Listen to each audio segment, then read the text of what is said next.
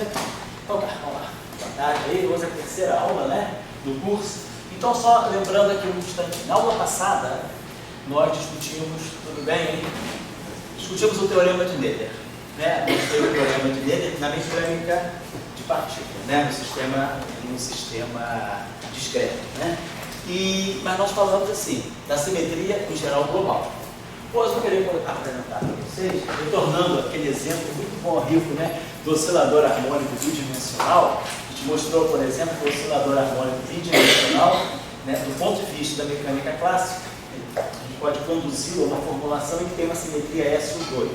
Depois, do ponto de vista da mecânica quântica, né, essa simetria SO2 dinâmica, ela permite que a gente obtenha todo o espectro, né, do oscilador harmônico. Agora eu vou falar fazer uma outra formulação em que o oscilador harmônico bidimensional vai ser usado para nos dar o exemplo de uma simetria abeliana, e aí a gente vai poder fazer essa simetria abeliana ficar local, e aí a gente vai introduzir o chamado de campo de gate. Nesse caso não vai ser campo de gate, mas vai ser coordenada de gate. O que eu acho que é importante, depois quando a gente entrar na parte de campos clássicos mesmo, né, a gente começar a estudar a teoria clássica de campos, nós vamos falar sobre teorias de Yang-Mills, mas aí a gente vai ver que a formulação de Yang-Mills não é algo assim, só uma característica só das teorias de campo. A gente já vê as simetrias de Yang-Mills no próprio modelo, né, de partícula, na própria mecânica clássica. Por exemplo, se a gente considerar, e a gente vai fazer esse exemplo hoje, uma partícula que se move em cima de uma esfera. Uma partícula clássica que é vinculada a se mover sobre uma superfície esférica. Então a gente vai ver que esse exemplo aí, ele dá para nós exatamente algo que simula a relatividade geral e que automaticamente também descreve na teoria de Yang-Mills. Então eu queria que a gente aprendesse já Yang-Mills, né, nesse nível aqui, para sistemas mecânicos. Depois nós vamos introduzir, claro, nas teorias de campos, e depois nós vamos fazer a redução das teorias de campo, reduzir uma teoria de campos a uma dimensão, que aí a gente ganha um modelo mecânico, e aí a gente ganha um modelo mecânico bastante rico de aspectos, estudar caos, estudar integrabilidade, coisas assim. Então, nós tínhamos falado do teorema de Noether na aula passada, né? Aliás, lembrando, né, que esse ano são 100 anos. Né? Depois da aula passada... Apesar de vai fazer uma camiseta dos 100 anos do teorema de Noether. Já mandei para o Thales, a gente organizou. Isso, 100 anos de Noether. Exato, a gente até já passei para o estádio de design de uma camiseta. Aí depois, quem quiser encomendar. Mas você fazer um dia aí, uma coisa. Do 100 anos de Noether? Podemos fazer até dezembro, fazer uma jornada de um dia de discussões sobre simetria. Tá, boa ideia, vamos fazer. Eu me lembrei, depois que eu dei a aula de vocês, que eu falei, 100 anos do teorema de Noether também, né? E afinal de contas, eu é uma mulher, né? Celebrar uma mulher na física, na matemática, né, Paulinha? Então, teorema de Noether, nós falamos na aula passada, né? Nós pegamos, por exemplo, um lagrangiano que dependia de... Nós fizemos até no caso geral, coordenadas generalizadas, dependia de derivadas primeiras, inclusive de derivadas mais altas, né?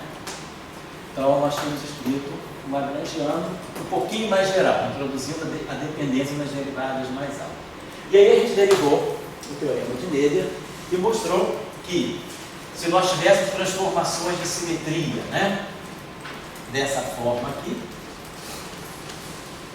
alguma matriz que tinha alguma característica, depois nós introduzimos aqui geradores, falamos, não vou retornar isso, mas basicamente a ideia era, nós tínhamos transformações lineares, infinitesimais, que deixassem o lagrangiano invariante. Você tem aula passada, velho? Só para eu pegar a expressão que nós derivamos. E aí nós derivamos nós acoplamos, aí nós pegamos a equação de campo, as equações de Euler-Lagrange, nesse caso aqui, né? Vou botar assim, vou botar geral.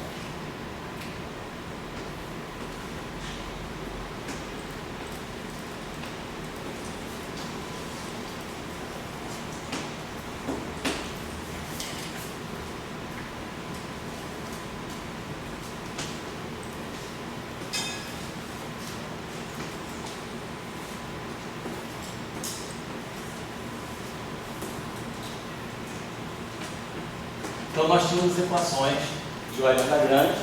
Aí nós acoplamos as equações de Euler-Lagrange às variações, aos delta Q e J. E aí a gente obteve uma equação que dava conta para nós de uma conservação. E essa equação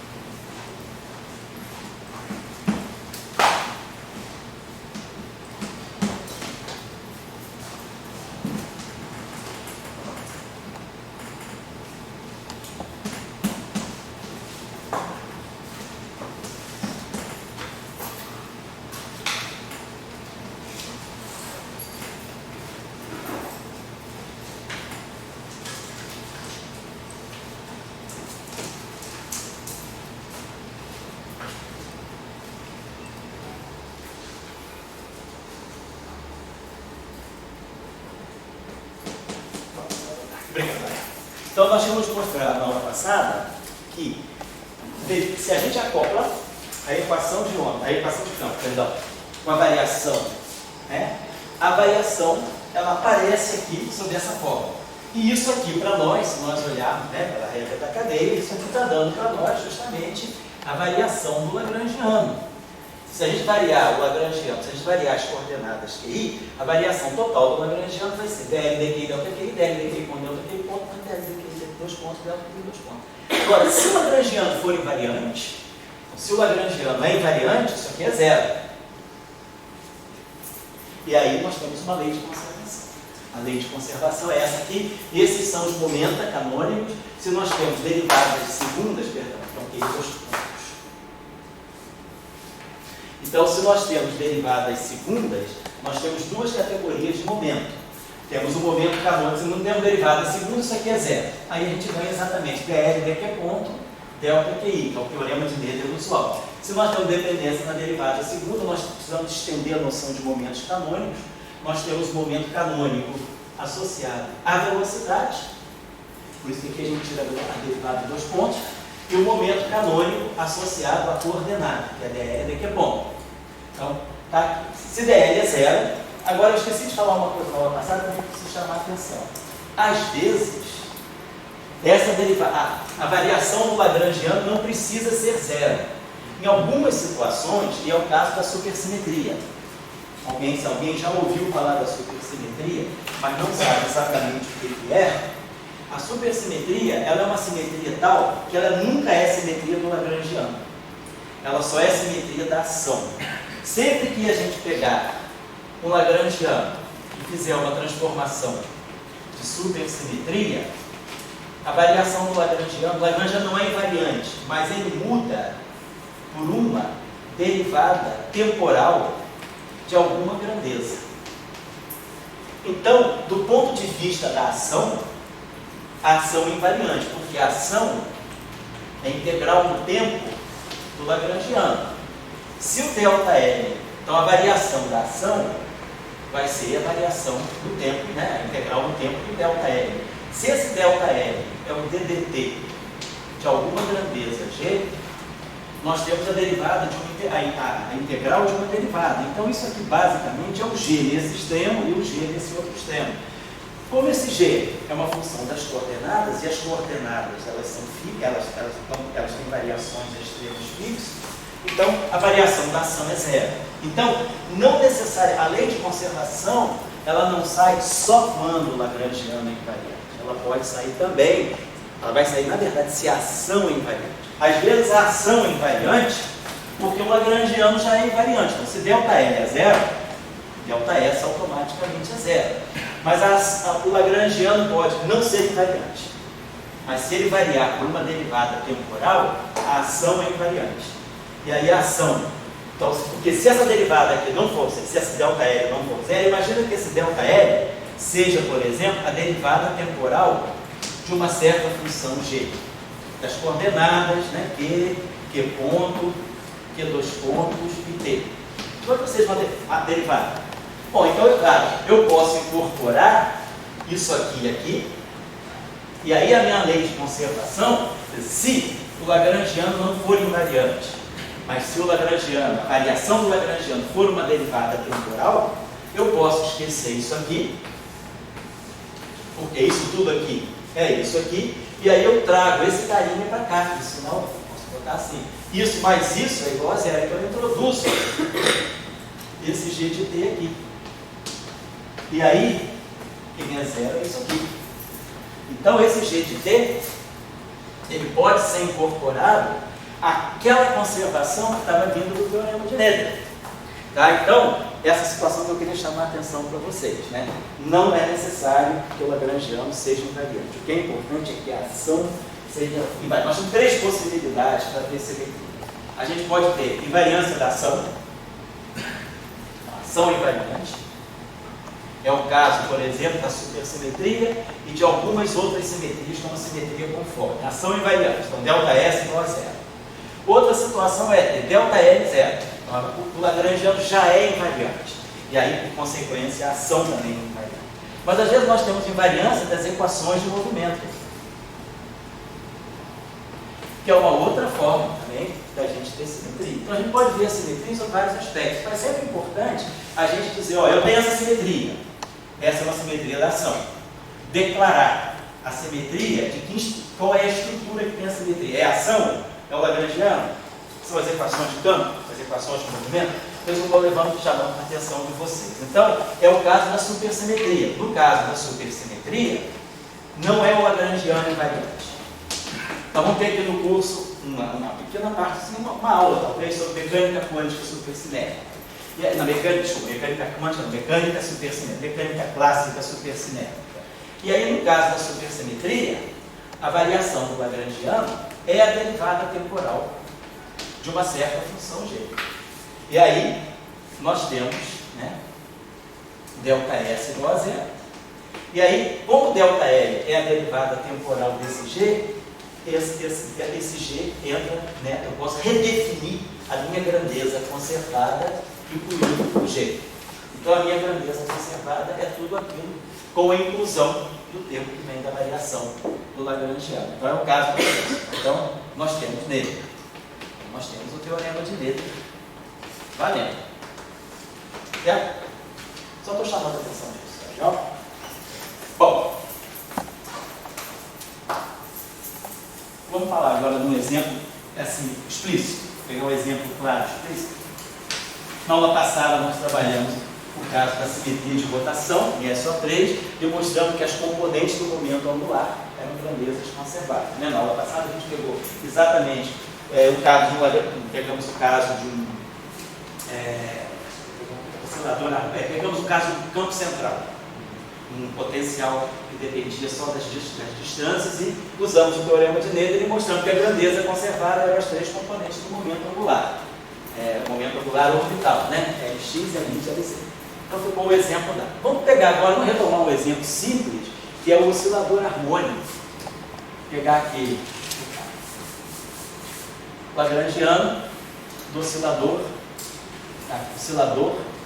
harmônico bidimensional isotrópico. Então, o lagrangiano tem essa forma. Eu posso escrever em termos dos momentos, né? Posso escrever também em termos das coordenadas.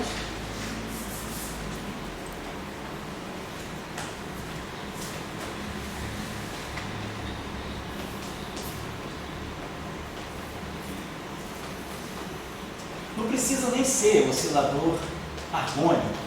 Pode ser até um oscilador anarmônico também. Não vou nem colocar oscilador harmônico, vou botar oscilador bidimensional. Que só não precisa. Como eu escrevi aqui, ele está sendo oscilador harmônico. Vamos botar um termo, por exemplo, anarmônico aqui.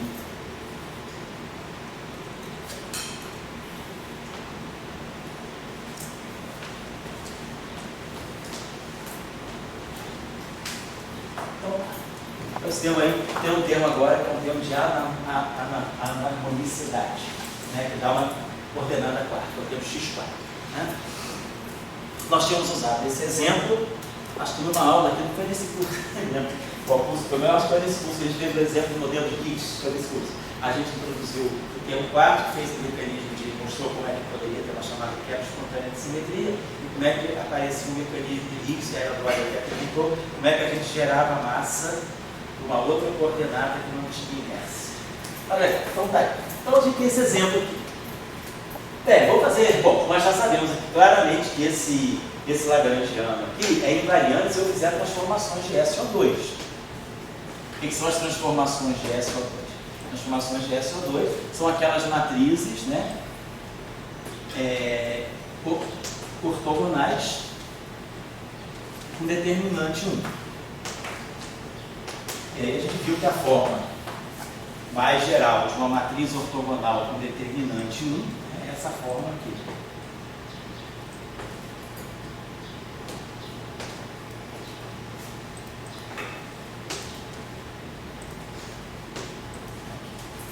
Então essa matriz ela é ortogonal, tem determinante. E aí a gente sabe que essas transformações aqui, se eu pegar essas coordenadas x, y, né, e fizer essa transformação, né, quando x por linha, é x, y, então é imediato ver, devido à ortogonalidade da matriz R, né, que esse lagrangiano tem invariância. Quando a gente fala a invariância do lagrangiano, é o lagrangiano escrito em termos das coordenadas x e das coordenadas x' serem iguais. O que a gente tem aqui é que o lagrangiano L, né, em termos de x', y' é igual ao lagrangiano de x. Muito bem. Então essa simetria é SO2. A gente sabe que toda matriz SO2 pode ser colocada nessa forma aqui, exponencial. Posso escrever sempre assim. Se a matriz é SO2, como a gente já tinha visto, toda matriz de SON, os geradores são matrizes antissimétricas. Então ela pode ser sempre, né, toda matriz R, né, eu escrevo dessa forma assim. Se essa matriz for ortogonal, R transposto igual a R menos 1, então a exponencial de ômega transposto é exponencial de menos ômega. Então, essas matrizes são geradas pelas matrizes antissimétricas. Então, o grupo das matrizes ortogonais está associado à álgebra das matrizes antissimétricas. É claro, uma matriz antissimétrica 2x2 só pode ter essa forma. Essa é a matriz 2x2 mais geral. Portanto, ela é sempre escrita dessa forma. Ela é esse gerador aqui. Então, qualquer matriz dessa forma pode ser escrita assim, né? Exponencial de um alfa, e aqui essa matriz ômega, onde essa matriz ômega é a matriz 0, 1, menos 1, 0. Então, sempre que eu exponenciar essa matriz aqui, esse gerador, eu vou ganhar, aqui eu vou botar perto. Se eu exponenciar essa matriz aqui, eu vou ganhar exatamente essa matriz aqui. E aí a gente vê que essa matriz aqui também pode ser escrita dessa forma, né? Cosseno de θ vezes a identidade mais seno de θ vezes 1. Então essa é a forma mais geral da transformação SO2. Tá? Bom, muito bem. Agora, transformação SO2, ela tem um único gerador, ômega. É o único gerador de SO2.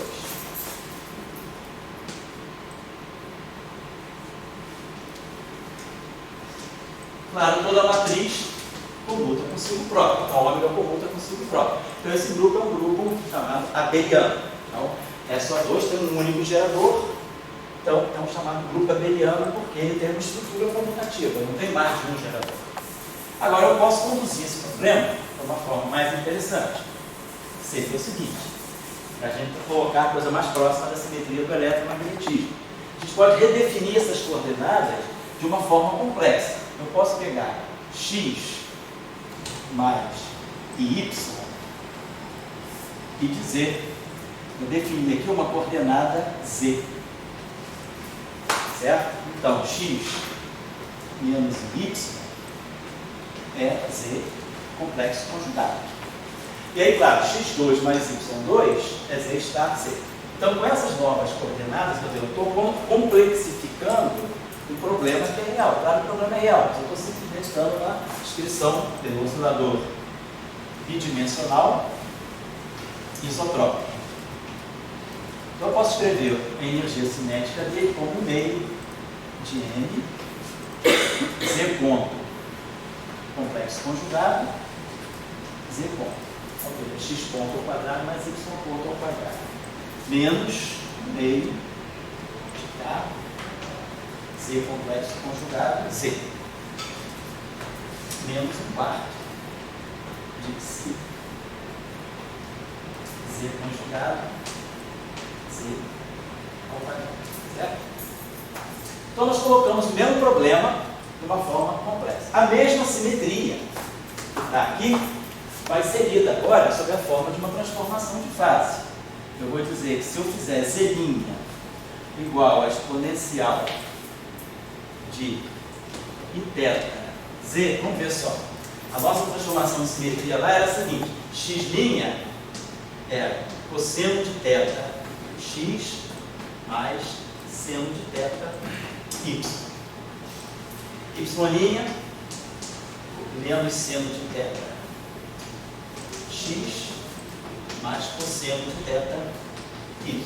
Isso aqui é a simetria na forma SO2. É a simetria do lagrangiano SO2 na forma real.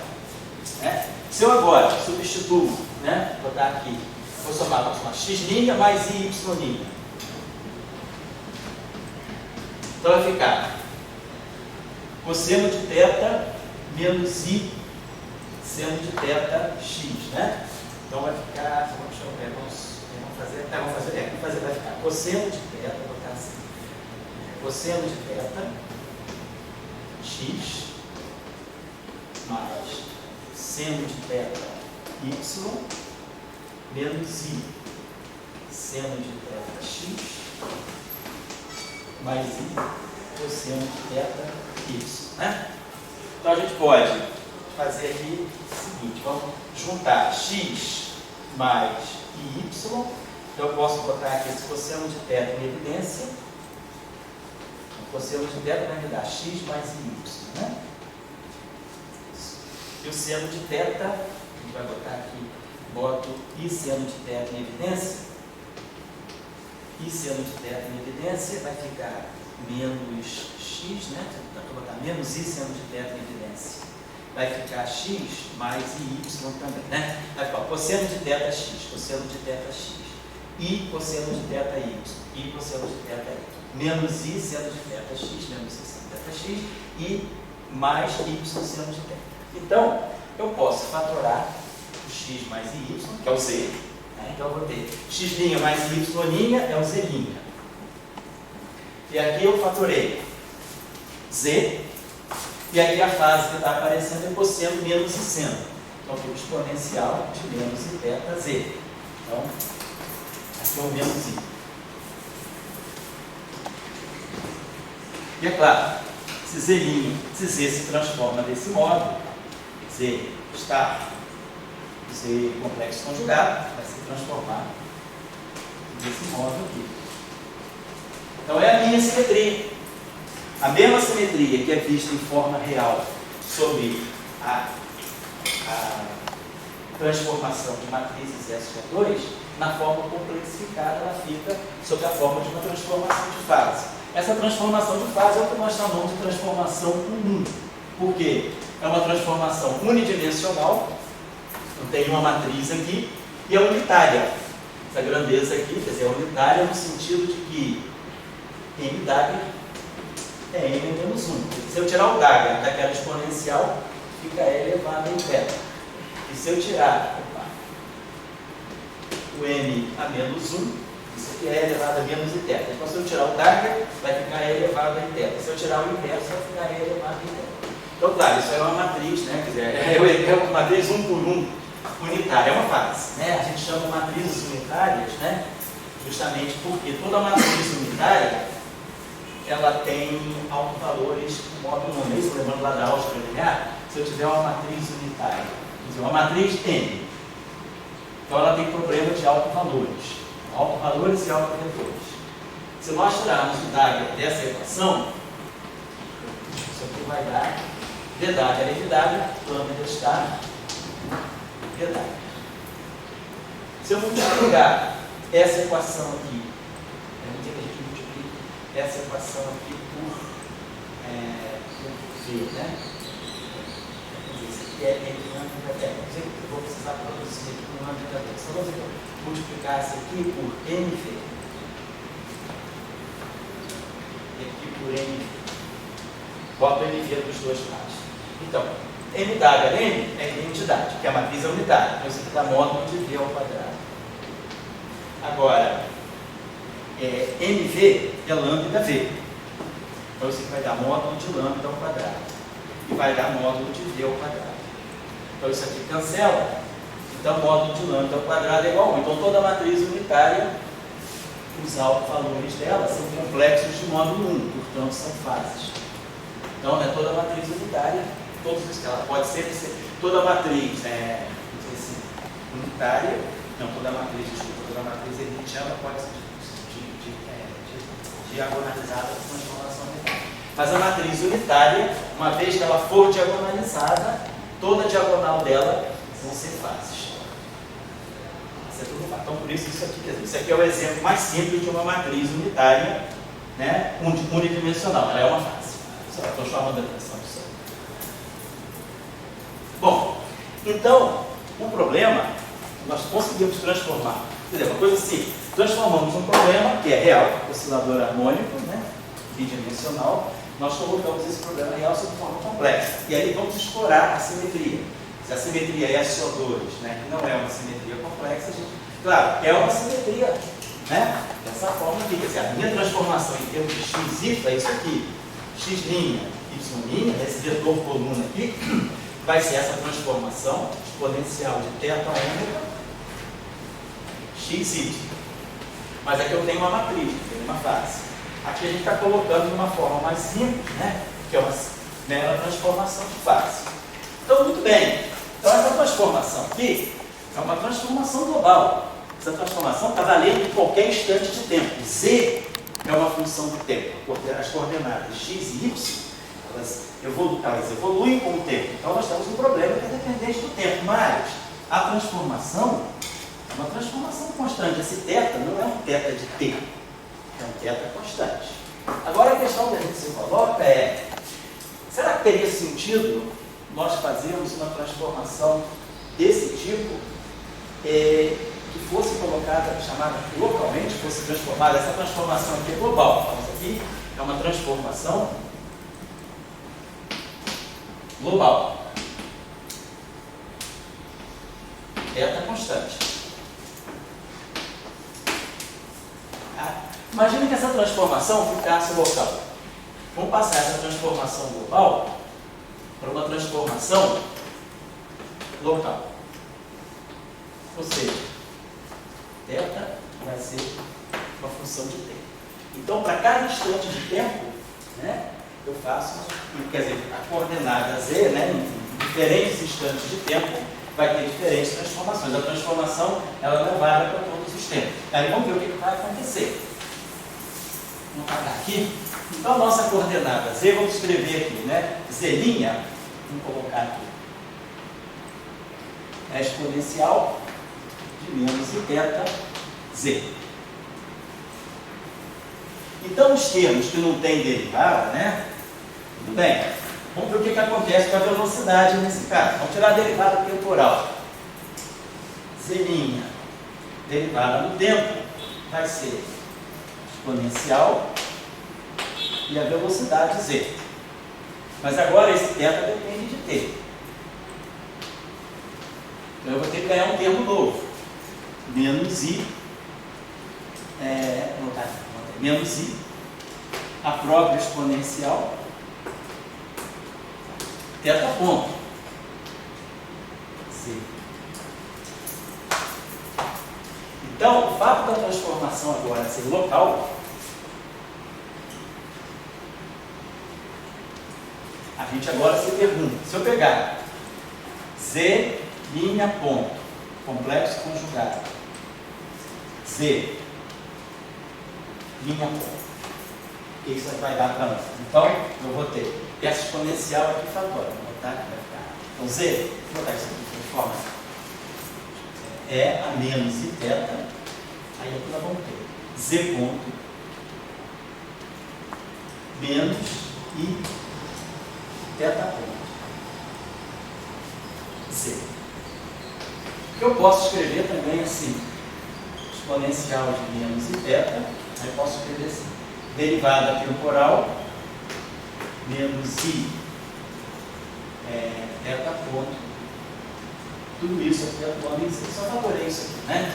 A derivada temporal do Z menos I θ ponto Z. Então, essa é a forma, né? Isso aqui, então, para nós, é o nosso Z' ponto. Então, vamos colocar aqui, ficou.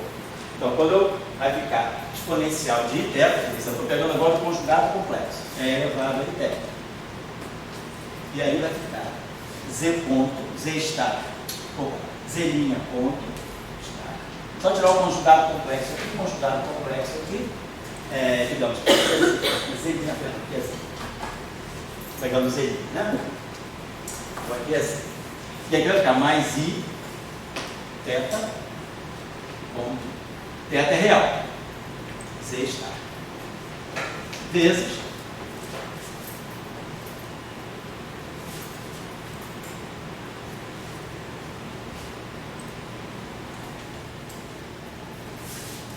agora o próprio Z' ponto, a menos I θ, Z ponto menos I θ ponto Z. Claro que as fases se cancelam, mas isso aqui é diferente disso aqui, ó. Tem 3 termos a mais. Aliás, tem esse termo cruzado por esse termo cruzado por esse e esses 2 termos aqui. Então, Z' ponto estar. Z' ponto é diferente, completamente diferente de Z ponto, Z estar, Z ponto estar, Z ponto. Né? Porque isso vezes isso, tudo bem, mas aí tem esse aqui e esse quadrado aqui. Então, tem 3 termos de sobra que estão destruindo a simetria. Então, os outros termos, os termos potenciais, são invariantes, porque não tem derivada. Não importa se o θ é função de tempo ou não, né, os termos potenciais são naturalmente invariantes, mesmo no caso da simetria local. Depois nós vamos discutir um pouquinho, né, enquanto sair um exercício matemático. Vamos discutir o que significa colocar uma simetria local. É um exercício acadêmico ou tem sentido físico por trás disso? Então, o que a gente observa é que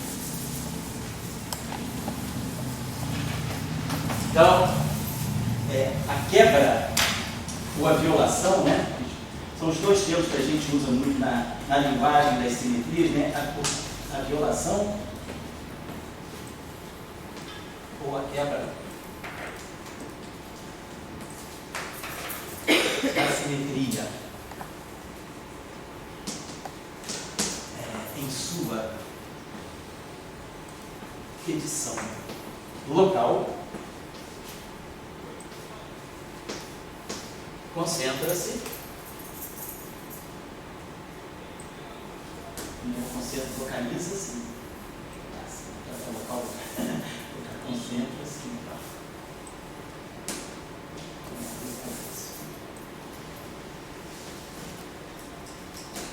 no termo cinético.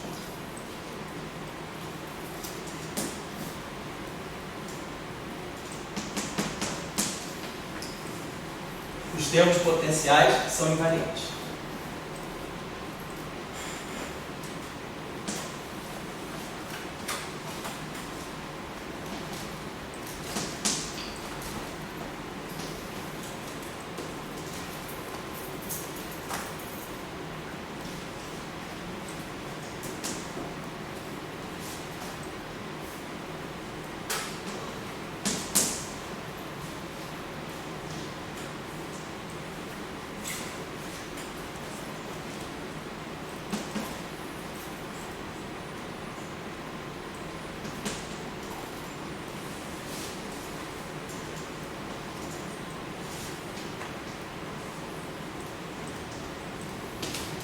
Certo? Então, o que acontece é, a simetria, quando começa a ficar local, ela vai ter problemas nas partes onde existem derivadas daquelas coordenadas que tornaram a simetria local. Quer dizer, a simetria se tornou local por causa de quê? Porque o parâmetro passou a depender da coordenada temporal.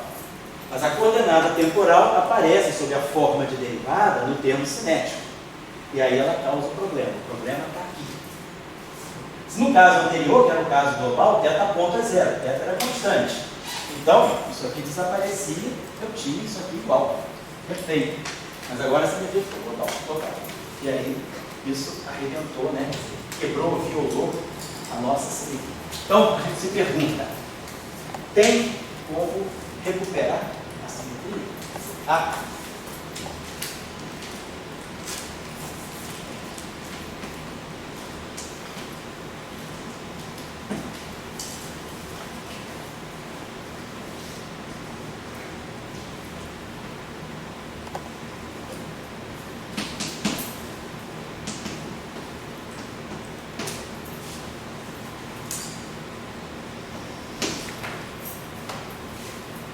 então, tá claro para quem? Vocês aí são velhos guinces lá de Bissó, já conhecem. Vocês conhecem a teoria de Gauge? Um pouquinho, né? Então, quem conhece a teoria de Gauge, né? Acho que todo mundo conhece. Praticamente todo mundo conhece. Bom, mas assim, vamos falar para uma plateia que possa estar longe e que não conheça bem. A resposta está aqui. Doutor, acredito que você vai usar a apostila do professor Jandiar? Pode ser? Não. Você lembra da apostila? Não. Gosta da apostila? Já tem aquilo ali. Isso aí, a apostila famosa, escola, ela dá aula lá em Brasília. Então, vamos falar para eles da nossa geração, né? Você quer... Você viu a apostila da Argentina, né? Foi uma escola de verão, foi uma escola de verão de inverno, né? Em Bariloche. Foi em 74, coisa assim, né? Ele Molinho, né? Traz algo de Molinho, que eu vejo já. Bom. Foi a primeira vez que você viu ter vários coerentes? Quer dizer, não, eu tinha visto no curso de relatividade geral, mas assim, de uma forma meio obscura, muito geométrica. Ali eu vi de uma forma mais ligada à teoria de campo, na postura de Chambiage, ficou mais claro. Mas aí, a postura é muito boa.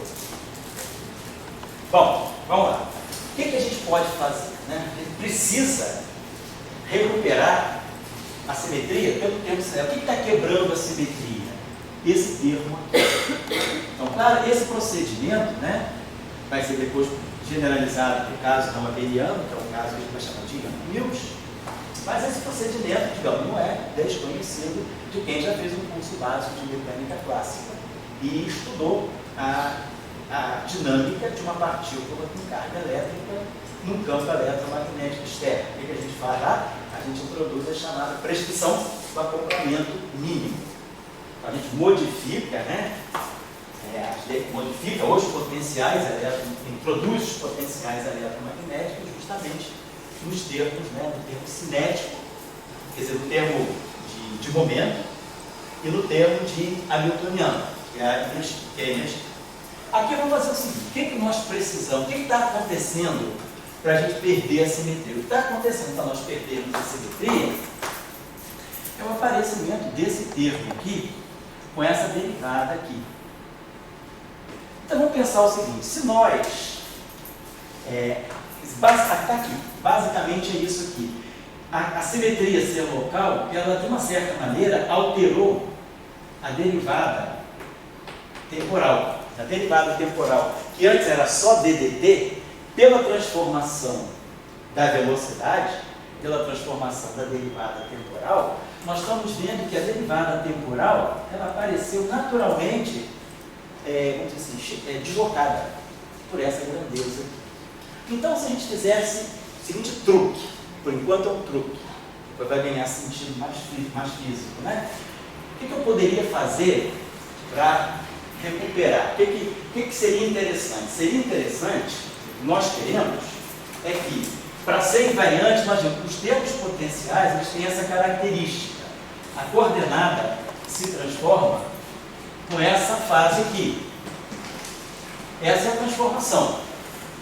Então, se nós quiséssemos, né, ter, como o termo de derivada é esse, quer dizer, o termo cinético é esse aqui, Z ponto estar.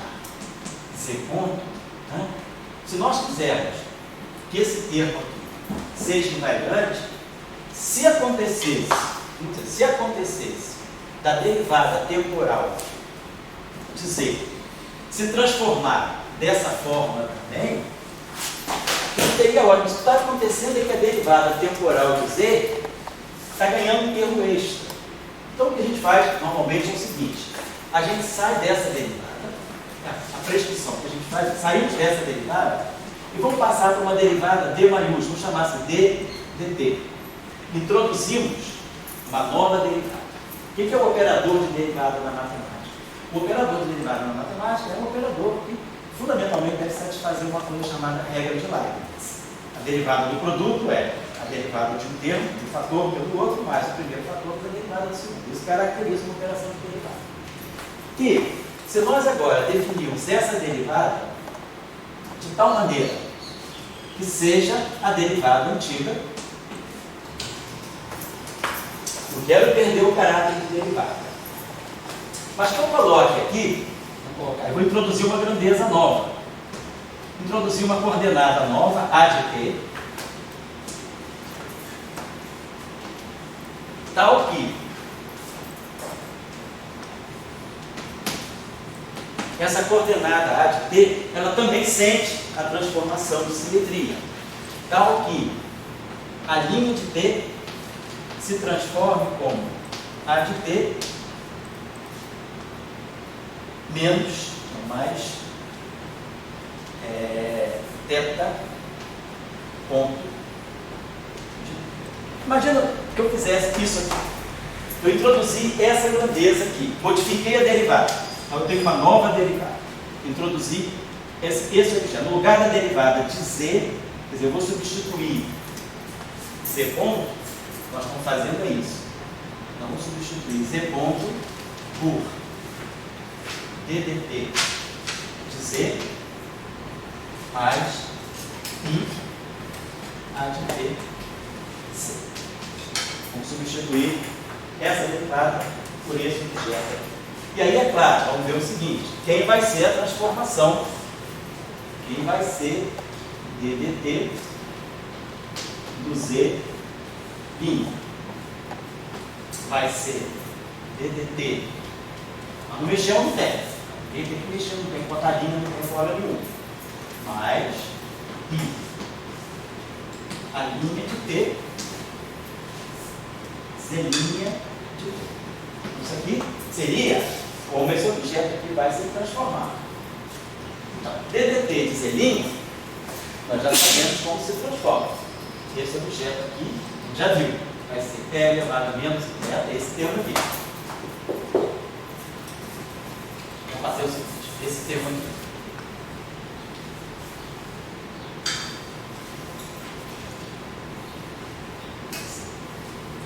É menos θ, ddt de z, menos i, θ ponto z. Esse termo aqui.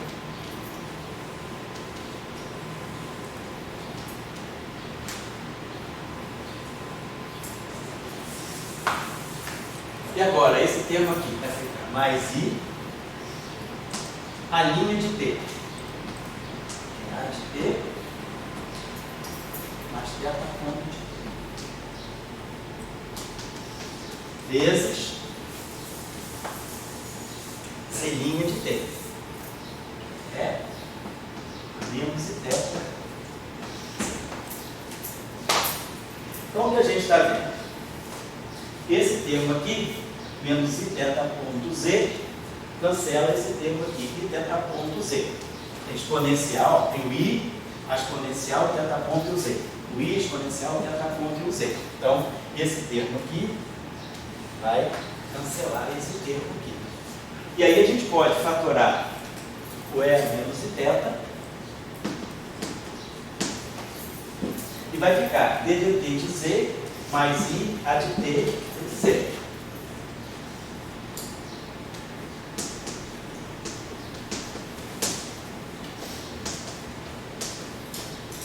Que é justamente a menos Zeta DDT dz. Então a nova derivada ela se transforma exatamente como uma fase. Então esse problema aqui acabou, né? Esse problema aqui acabou. Vamos botar aqui de novo. Então, se nós escrevermos, né? Então tudo estava dito pela própria transformação. Lendo a transformação, eu entendi que tinha como contornar o problema. Eu quero recuperar a simetria. Custe isso que custar. E vai me obrigar a interpretar de alguma forma. Por exemplo, seguindo a escola de Dirac. Matemática te leva. Depois você interpreta. Não se preocupe no meio do caminho, não. Você está rindo pela sociedade. Mas o Dirac não tinha vergonha de dizer essas coisas, não. Mas a primeira coisa tem que ser a beleza. Você trabalha em laboratório? Você quer um laboratório bonito, né? Um laboratório científico, todo arrebentado, bonito, né? Um laboratório estético, colorido, bonitinho, né? Dirac dizia, eu não tenho um laboratório, mas tenho uma cabeça. A minha cabeça é meu laboratório. Eu quero que minha cabeça seja limpa, organizada, sistemática. Então, tá. Tudo tem que ser bonito. Então, siga a matemática. E ele era muito platônico, né? Vou lá, dizer, eu sei que vai malhar o Dirac, mas deixa eu falar bem dele primeiro. Aí, Dirac deixa a matemática te levar. Vai até onde a matemática te levar, sem problema. No final, interpreta. Ele dizia, física é igual a arte, é beleza e interpretação. Ele interpretou, algumas coisas tiveram certo, foi criticado pelas suas interpretações e acabaram dando certo. Então, é um pouco isso. Então, vamos seguir a matemática. O que eu fiz aqui? Pura brincadeirinha, joga daqui, porque eu quero ter simetria. A minha busca da estética, que eu estou buscando, é a simetria. Custo que custar. No final, vamos interpretar. Estou introduzindo uma nova coordenada. Olha que o problema era o oscilador harmônico. A coordenada é o X da mola. O que é o A de T? O que é o A de T? De onde saiu isso? A mola tem algum fantasma por trás da mola? O que é isso? Quer dizer, você quer simetria, mas assim, ao impor a simetria, você traz novas estruturas. E aí você tem que pagar o preço buscando uma interpretação. Certo? Então, a beleza custa, você sabe disso. Você tem que comprar cosmético, cuidar da pele, né? Cuidar do cabelo, né? Então eu sei que a beleza é custosa, ninguém é bonito. Né? Eu sei que você paga o sabão é naturalmente bonita, mas nem todo mundo é assim. Teu rosto é bem simétricozinho, né? Bonita. Pessoal, com o olho desse tamanho, outro pequenininho, né? Então a quebra de simetria né? A pessoa pode ser feia, mas se ela é simétrica é aceitável. Agora, o feio assimétrico é o bonito, né? A pessoa com um lado maior que o outro, um olho maior, uma orelha grande e outra pequena. Então, a simetria é isso que o Dirac dizia. A natureza ela é bonita. Ela não é assimétrica, ela não é toda esculhambada, né? O lado direito, o lado esquerdo, tudo funciona. Né? Agora, vamos entender o que isso quer dizer. Então, vou lá, agora só para eu terminar o discurso aqui rapidinho.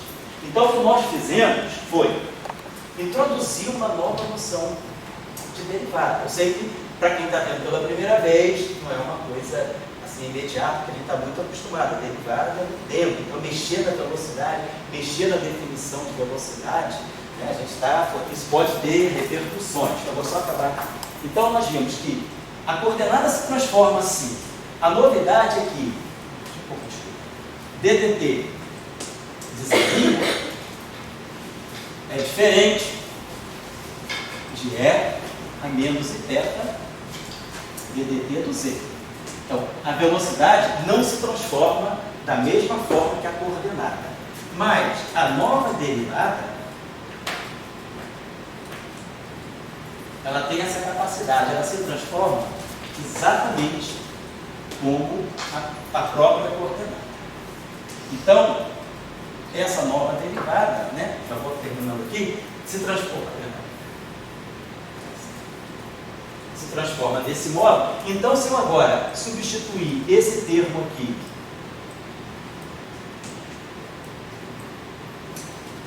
por esse termo aqui,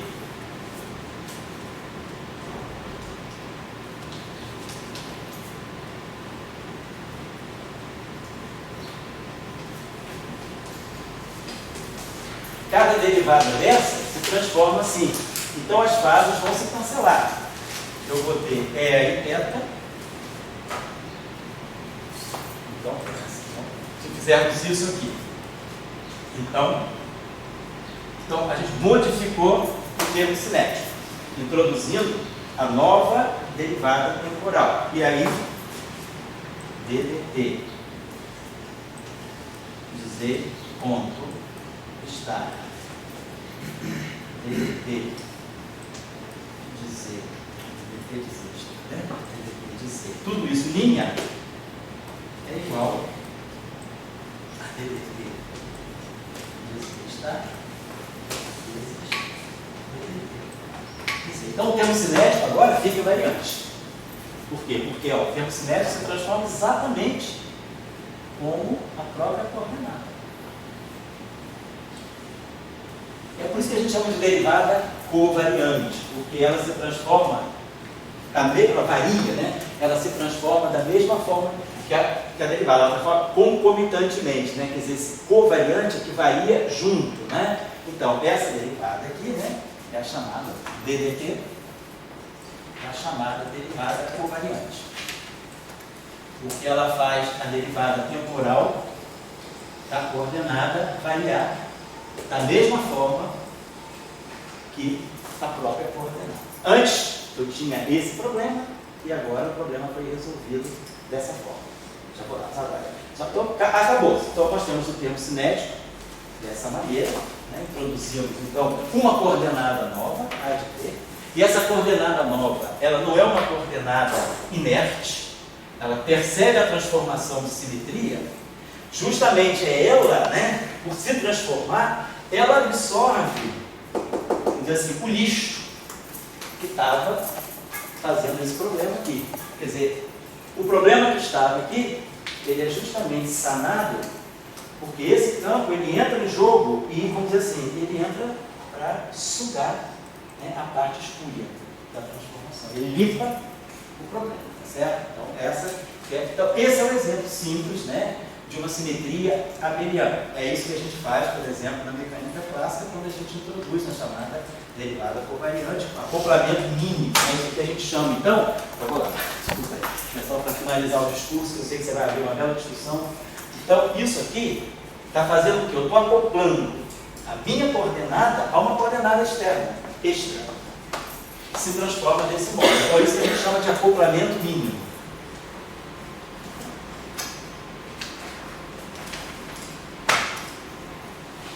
E de fato é um acoplamento mínimo, porque a maneira mais simples de eu acoplar duas coordenadas é multiplicar uma pela outra. Eu poderia multiplicar a derivada de uma pela derivada da outra, a derivada segunda de uma pelo quadrado da outra, mas simplesmente estou pegando duas coordenadas e multiplicando uma pela outra. Tão simples quanto isso. Por isso se chama, estou acoplando as duas coordenadas da forma mais simples possível, que é o produto, né? Nada mais simples do que acoplar duas coisas do que fazer o produto. Se eu somar, não estou fazendo acoplamento, estou deixando separado. Quando eu multiplico duas coisas, eu acoplo naturalmente duas coisas. Então, esse é o caso. Vamos andar um pouquinho mais agora, vou deixar um espaço para levantar. Você queria falar agora? Você disse que siga a matemática. Né? Eu não. Do Dirac, né? Eu sou mais da ideia do Lyell. Eu não tenho? Siga a simetria. Ah, bom, isso Dirac também. Não, mas o professor Bobal tem um gatinho lá, que é aquela história, não sei se as pessoas já viram, Tem uma forma do gatinho e tem o rabo do gatinho. Ah, sei. E daí você pegou o rabo. Essa história eu sei que eu inventei. Vocês botaram lá isso. Bom, daí puxa o rabo e você começa a ver que tem um gato dentro de uma simetria. Que o rabo pertence ao gato. Então, quer dizer, a questão é a seguinte, como é que a gente faz física? A gente faz física, talvez hoje em dia, né, vendo interação, quem bate em quem, mas vê que simetria. Então você pegou o seu observador harmônico, viu que tinha uma simetria. Daí você disse, porra, vamos ver que física que dá para fazer em função, não seguindo a matemática, mas seguindo a simetria. Então você puxou o rabinho do gato, ali tinha um zelinha e encontrou um lá. Daí que vem a questão. Você seguiu a simetria, tudo bem, todo mundo bate palma. Daí, quem é esse A? Você está criando uma nova coordenada, quer dizer, então, será, aí já é um pouco meio maluco. Você tem um o universo está se expandindo. Então está criando mais coordenadas, uma coordenada que era desse tamanho, não é uma desse tamanho. Será que a ideia, no fundo, não é essa? Você tinha uma simetria, o universo tem uma simetria, e permite aparecer outras coordenadas. Quer dizer, a coordenada ABC, né, vai aumentar o tamanho do universo. Entendeu? Assim? Então, será que aí você não está em mecânica, né, das coordenadas, botando simetria e mostrando que você pode ter um tamanho 5 metros ou um tamanho 20 metros, a simetria é mesma? Então, a simetria, lá nos finais, ela te leva de 5 metros para 15 metros. Então, isso seria... Ela amplifica. Para lembrar aí, quem não conhece a história do gatinho, eu sempre brinco assim um pouquinho que é um pouco o que a física fez ao longo do tempo, né? Ela foi descobrindo partículas. Primeiro apareceu o elétron, em 1897, depois apareceu o próton, em 1919, depois lá na frente apareceu o nêutron, o fóton apareceu, quer dizer, se chegou ao consenso de um fóton em 1923, com os experimentos de Compton, depois em 1927, né, se consagra o fóton lá na conferência de Solvay. Então você chega, vamos dizer assim, chega em 1927, você tem 3 partículas que você conhece da natureza: o elétron, o próton, com carga mais E, e o fóton com carga 0 vezes E. Então você conhece 3 pedacinhos da natureza. Você conhece uma constante fundamental, e essa constante fundamental ela aparece nas partículas. Se você botar o nêutron aí, 32, mas 32. Você faz todo o jogo Mendeleev, né? Exato, faz a cadeia periódica, a tabela periódica. Então, está aqui. Que, aliás, também são 150 anos, né? É 1869, tabela periódica de Mendeleev. Eu não sabia dessa história, talvez o Sacristi soubesse, mas eu não sabia. Meu colega, o Andrei Wittgen, nosso colega, ele disse que o Mendeleev estava fazendo estudos para produzir melhores vodkas. Daí que ele chegou na tabela dele. Os fins científicos. Então, na época o cara podia dizer, o presidente podia dizer, pô, para pagar com begum, né, o cara vai fazer vodka, né? Aí, pô, é o desmonte total da ciência. Mas ele chegou na tabela periódica. Então, vale a pena a balbúrdia. Sempre aí insistindo, né, contra os nossos governantes, que a balbúrdia gera coisas boas. Foi a partir da vodka que chegou a tabela periódica. Não foi ninguém, né? Sabe aquela coisa de ninguém procurando uma coisa muito excelsa, né? Como dizia Mozart, não é preciso cagar mármore para fazer boa música. Né? E ficar vendo esses caras aí, os compositores, muito solenes, mas os caras só falta cagar mármore, né? Para fazer boa música, né? Mozart era muito irreverente, né? Mas não, caga igual a todo mundo, mas faz boa música, né? Então é um pouco essa história, né? Faz a balbúrdia, faz a fuma, cheira, bebe vodka, mas sai a tabela periódica. Né? A gente sabe lá em Berkeley, né? O tipo Nelassis Queda, eu não estou com a camiseta hoje, mas teve muito LSD para você chegar onde você chegou. Então, viva a balbúrdia! Viva a balbúrdia, presidente! Viva a balbúrdia, ministro! Então está aqui, então tá aqui. Essas 3 cargas. Então, vamos dizer, você conhece 3 pedacinhos da natureza. Aí você tira tudo, cara. Quer dizer, é aquela coisa, sabe que a natureza me deixou um rabinho do lado de fora. É o elétron. Com o elétron, você chegou ao próton. Com o elétron, com o próton, né, devido ao eletromagnetismo, você chegou ao fóton. tanta coisa do elétrico, a inspiração, se chegar ao fóton, né? Lei da dualidade. Então, quer dizer, às vezes, numa pontinha, né, de um estilhaço da natureza, você começa a reconstruir. Como o Dória falou, depois aparece o neutro em 1932, ele fechou o ciclo, né? Depois aparece o quark U e o quark D, fechou tudo. Então, todos nós somos feitos de quark U e quark D, acabou tudo igual, né? Então, a gente vai, a partir de umas vezes de um rabinho, você sabe, tem um gatinho escondido aqui, depois você vai tirar um gatinho aqui, né? Ah, tá bom, esse rabinho aqui deu origem desse gatinho aqui. Então, você vai pelo rabinho, aí você sabe, esse rabinho obedece a uma relação de simetria. Pela simetria, você, a partir do rabinho, reconstrói o gato. Então, é um pouco isso que é o trabalho da física de partículas. Você vai descobrindo fragmentos da natureza. Descobre o elétron, descobre o próton, chega ao fóton, descobre o neutro, descobre o pósitron, depois descobre os mesons pi. O que a gente está sempre fazendo? Descobrindo fragmento, até que você começa a chegar ao modelo padrão. Aí você reconstrói, né, vamos dizer assim, um super templo, né, quer dizer, você reconstrói uma pirâmide, né, de conhecimento, que é o modelo padrão. Então, essa é a ideia da simetria. Então, às vezes, a simetria, para recuperar a simetria, o que eu fiz? Eu introduzi coordenada nova. Então, será que eu mexi na física do problema? Isso não é uma nova coordenada. Será que a física do problema agora, com a simetria devidamente recuperada, ela simplesmente é o mesmo problema anterior? O que eu ganhei com isso? Então, um pouco foi essa a ideia. Quando Dirac escreveu a equação de Dirac, né, em 1928, ele escreveu uma equação. E aí, ele não tinha claro. Quando ele começa a buscar as simetrias, ele encontra a simetria de conjugação de carga. Em 1931, por ter essa simetria, ele chega na antimatéria. Então, você produziu nova física a partir da simetria. E a simetria, quer dizer, perdeu uma simetria e fazer um esforço para recuperar essa simetria, pode te levar a uma nova física. Então, o fato de você acreditar que aquela simetria é importante e você recuperar aquela simetria às custas, né, de alguma adulteração, você está realmente adulterando, mexendo no teu problema físico, introduzindo uma coordenada que não é o deslocamento da mola.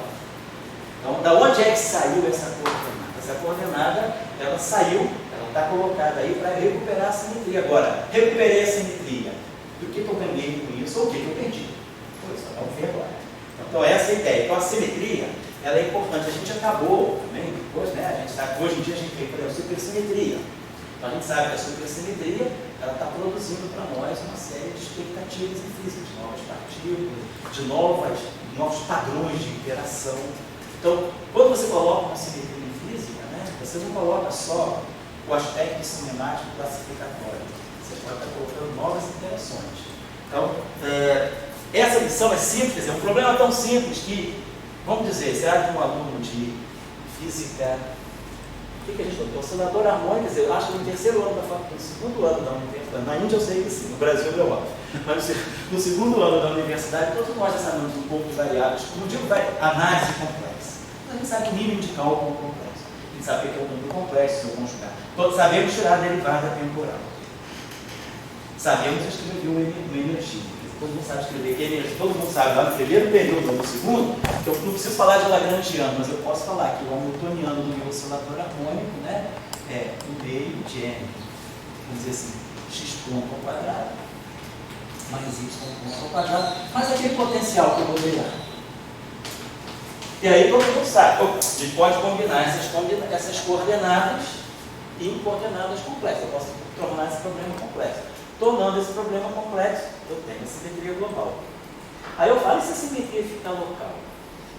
O que eu ganho? Será que eu preciso fazer? Aí a simetria local, ela quebra a invariância do hamiltoniano, a energia do sistema. A energia do sistema não é mais invariante. Talvez para um aluno mais iniciante, seja mais fácil falar de energia, que é uma que o estudante estuda na física básica. Conservação da energia, a coisa mais importante, energia e momento. Então, a gente não está falando nem de Lagrangiano, não precisa nem estudar formalismo Lagrangiano. Basta falar da energia total do sistema. Então, eu posso fazer transformações nas coordenadas do meu sistema sem que a energia mude. Então, mexer no sistema, alterar o sistema sem mudar a energia do sistema, Eu fiz eu entrei, interagi com o sistema modelo, mas não troquei energia. Isso é uma coisa, não é trivial, não é uma afirmação simples. Você mexe no sistema, você pode ou roubar energia para ele, ou dar energia para ele. Você mexe no sistema, né, delicadamente. O sistema não muda a energia dele. Isso tem que ter consequência. A energia é a grandeza excelsa da física. Então tá lá, você muda a energia, muda as coordenadas, faz aquelas. Aí coloca o problema em forma complexa, que fica mais evidente, você mostra isso aqui. Quer dizer, quem não pode entender isso? É porque a gente precisa esperar alguns anos para fazer isso. Não, cara, basta saber mexer muito complexo. Agora, quanto mais cedo introduzir isso, melhor, porque a gente está introduzindo a noção de simetria. E aí, por que a simetria é tão importante? Então, agora nós fizemos assim, nós mexemos no problema.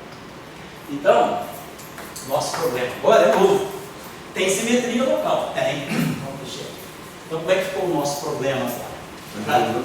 Pode falar. O que você tem agora é interpretar que é esse A, né? Exatamente. Vamos ver o que é isso. Aí que é a hora final. Aí que é a hora do drama, né? Nem sempre a gente Dirac foi bom pra cacete.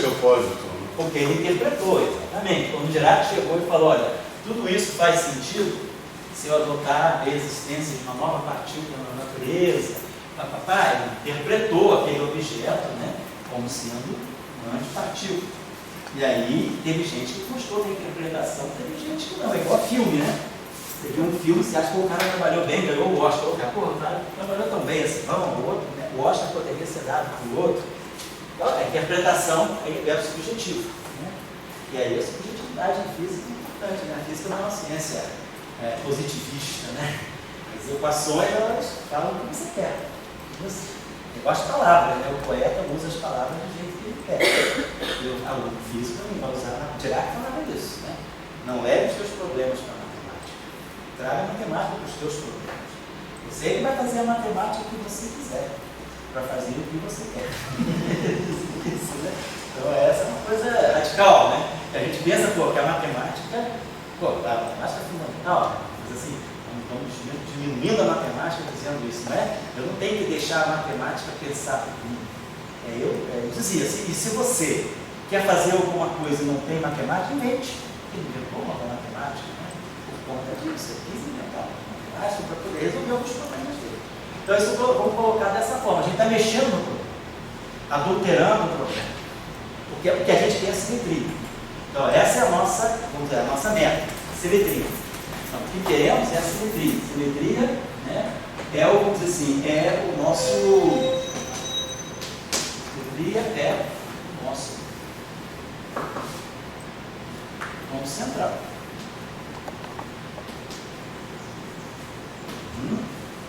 Para restaurar no caso local.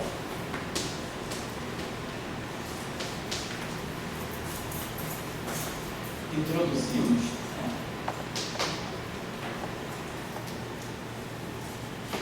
Você acha que o Yang Mills destruiu o conceito de simetria na hora de ele se liga à teoria de grupo? Não, acho que a Yang Mills destruiu o conceito de simetria. A simetria é uma coisa que você está abrindo aí para ser cultivada. É como se tivesse um chão, eu vou plantar minha física naquele chão. E o Yang Mills ele tem uma formulazinha ali. Passa isso. Procedimento. Você vai plantar sua semente. E essa formulazinha, na minha opinião, destruiu a física. Eu acho que é o seguinte, vamos dizer assim, isso que você chama de fórmulas, a gente chama de protocolozinho. Protocolinho de Yang Mills. Eu acho que o protocolinho de Yang Mills é o primeiro caminho. Ele em nenhum momento do Weber, lá em 54, né? Em nenhum momento do Weber, em nenhum momento das falas do professor Yang, ele assim, coloca que esse é o caminho.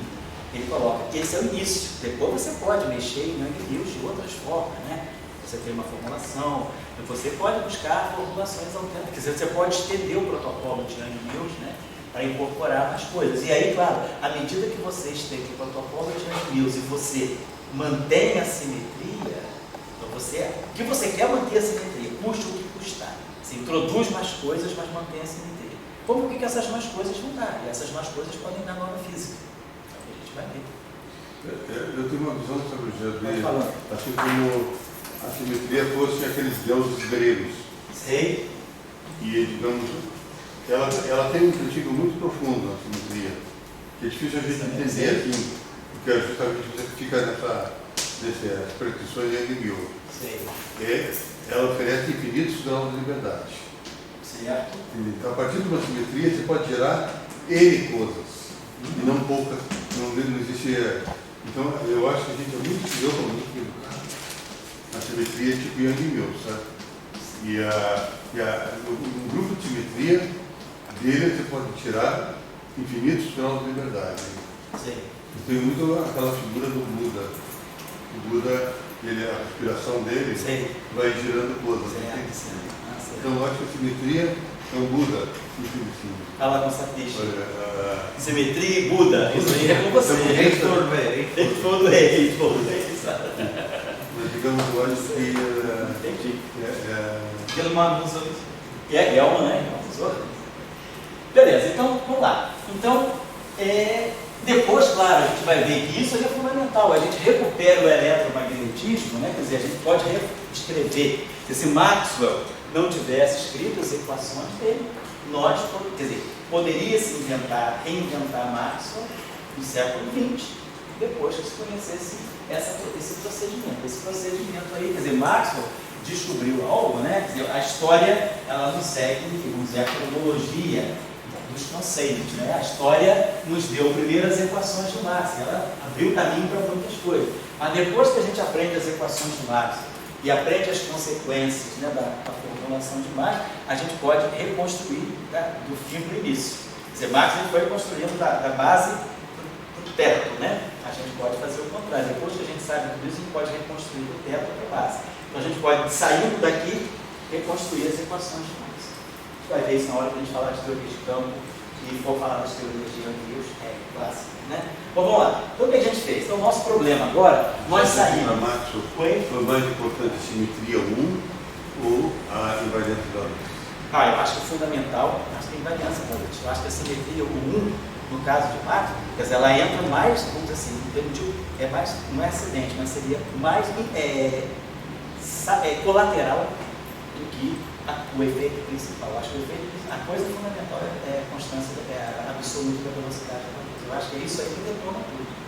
Porque daí sai o grupo de Lorentz, sai a isometria do espaço-tempo, sai as representações, aí você começa a ver o que é elétron, o que é fósforo, o que é Fermi, o que é bóson. Eu acho que a questão é a velocidade da luz. Eu acho que Maxwell, né, quer dizer, quando ele abre as equações dele, mostra que aparece, né, que as ondas que ele escreve ali são ondas que se propagam com a velocidade da luz. Eu acho que ele está abrindo ali esse caminho da gente compreender a imersão, né, o aparecimento da matéria a partir do espaço. E depois, claro, a transformação de fase é uma coisa paralela, é uma coisa secundária. Vou colocar aí a maneira de reconhecer uma simetria é o invariante? A maneira de você só pode definir uma simetria no momento que, primeiro, você precisa de duas coisas para definir uma simetria: uma transformação e algo que fica invariante. E a simetria de quê? O que fica invariante? A ação lagrangiana, hamiltoniana, equação de campo. Você tem que definir, tem que dar um padrão. O que fica invariante? Aí, o que ficar invariante sob um tipo de transformação define para você o problema de simetria. A simetria precisa dessas duas coisas. Tem que ter uma transformação e tem que ter algo que não mude. Em física, nós adotamos a energia. Quer dizer, a simetria, se a gente tivesse que explicar, né, assim, simetria de uma maneira mais básica para um estudante principiante, já vamos pegar, vamos conhecer, escrever aquilo que descreve a energia do sistema. Como é que eu posso descrever a energia de um sistema em função das suas coordenadas, né, das suas configurações? Cada configuração do sistema tem a sua energia. Então, a primeira coisa que a gente faz em física lá é escrever o hamiltoniano, é o que a gente aprende lá na física básica: energia cinética mais energia gravitacional, energia cinética mais energia elástica. Quer dizer, aí a gente tem o teorema de conservação da energia, campos conservativos. O que a gente sempre tem é a função energia do sistema. Aí você pergunta: e se eu mexer a beça no meu sistema e a energia não mudar? Então você usa como parâmetro para definir a simetria, não parâmetro, como grandeza para definir a simetria, a energia. Geralmente a gente usa. Depois a gente vai refinando o conceito. Depois a gente passa para Lagrangiano, depois passa para ação. Então você pode, né, defini-lo de várias maneiras, mas você tem que definir o que você vai usar como parâmetro para determinar a simetria. Que função? Qual é o objeto que não se transforma, que vai definir para você se uma transformação é simetria ou não? Transformação e um objeto invariante. No caso da relatividade especial, vamos dizer, são aqueles, é a separação espaço-temporal. No caso da geometria euclidiana, o que define uma simetria para você? Define uma simetria para você a invariância do elemento de arco, né? Quando você diz ds2, dx2, mais y2, mais dz2, você vai procurar todas aquelas transformações, né, de x, y e z que vão deixar.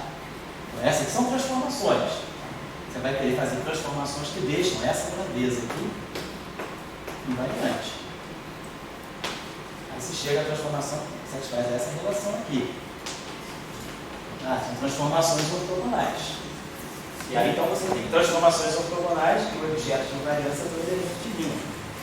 Então você definiu uma simetria. Mas aqui, isso aí não é simetria do áxion, não é simetria do Lagrangiano, não é simetria da equação de motion, mas isso é simetria da métrica. É simetria da métrica. É o que a gente chama de isometria. Exatamente. É uma simetria, essa simetria. Agora, isso que o Satich falou, por exemplo, essa simetria que está aqui, por exemplo, é a simetria da métrica. Ela deixa invariante o elemento de linha. Mas, por exemplo, se eu pego um oscilador harmônico tridimensional, só para a gente pegar aqui. Então, se a gente pega um oscilador harmônico tridimensional isotrópico, essa simetria também é simetria vezes Lagrangiano. Né? Então, aquela simetria ela pode ser simetria de muitas coisas. Se ela é simetria da métrica, é o que a gente chama de isometria. Se ela é simetria desse Lagrangiano, ela vai ter suas consequências. Né? Pode. O fato disso aqui ser simétrico, nós vimos na aula passada, tem consequência. O que é? Conservação do momento angular. Acho que nesse caso isso também é simetria da ação.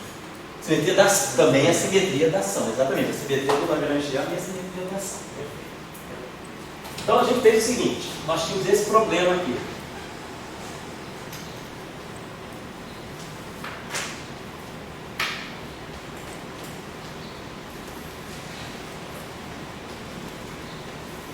Então esse era o nosso problema do oscilador harmônico, né? Menos, né?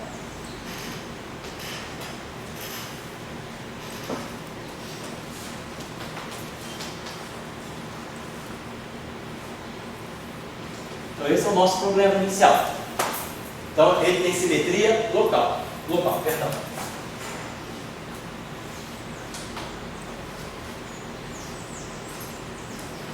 Agora, daqui a gente saiu para o novo Lagrangiano.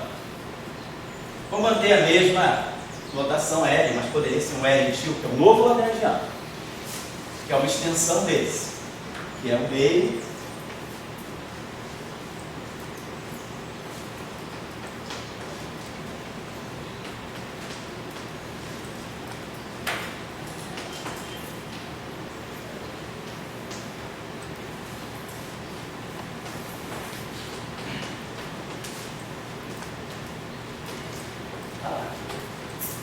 onde essa derivada aqui foi definida assim, né?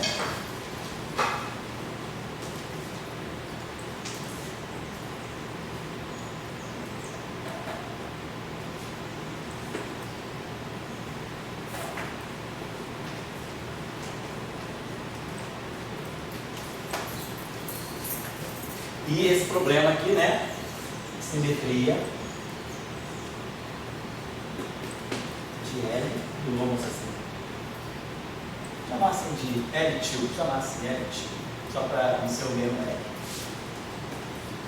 sobre as transformações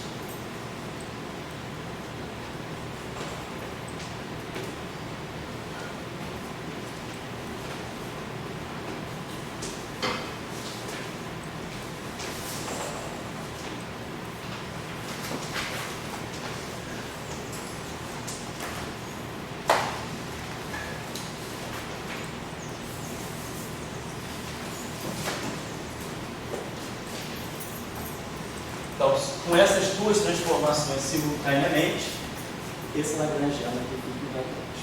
Então, construímos, né, as custas, né, dessa introdução do ar.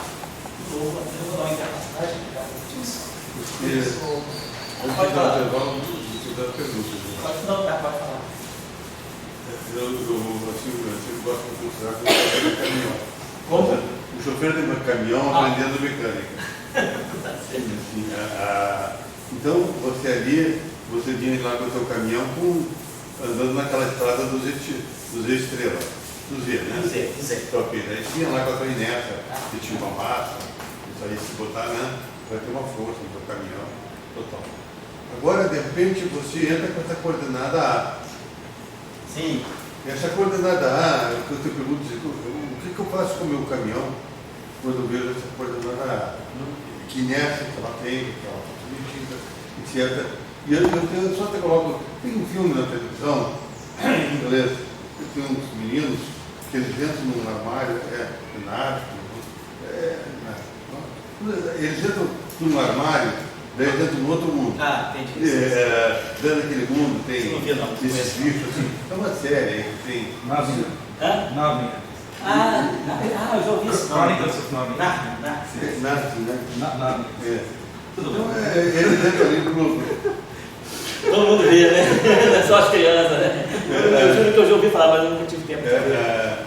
Daí eu pergunto o seguinte, essa coordenada A é a coordenada que você entra pelo armário? Entendi isso. Vamos deixar depois Vamos ver. O que está coordenada? Eu estou dirigindo meu caminhão e eu quero saber. Tá certo. De repente eu entro por ali, entende? Tá certo. Vamos ver só. Vamos fazer isso. Então, vamos pegar esse lagrangiano e vamos desenvolver assim, um meio de N. Então, quem é a nossa derivada de Z estar T menos I a Z estar. Substituindo as derivadas covariantes agora.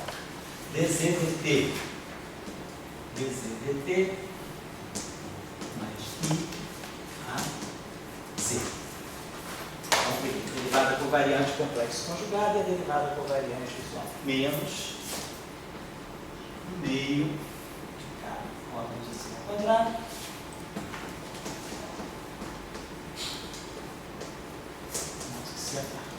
Beleza. Observem que nós introduzimos uma nova coordenada, mas a gente fez vamos dizer assim, a gente segurou essa coordenada de uma certa maneira, eu manipulei o problema. Vocês estão observando que essa coordenada não tem derivada temporal, ela não é dinâmica, ela aparece algebricamente, quer dizer, a derivada temporal não tem. Vamos ver, assim ficando, o que isso significa para nós. Se a gente desenvolver esse termo aqui, termo de massa, vamos desenvolver só o termo cinético.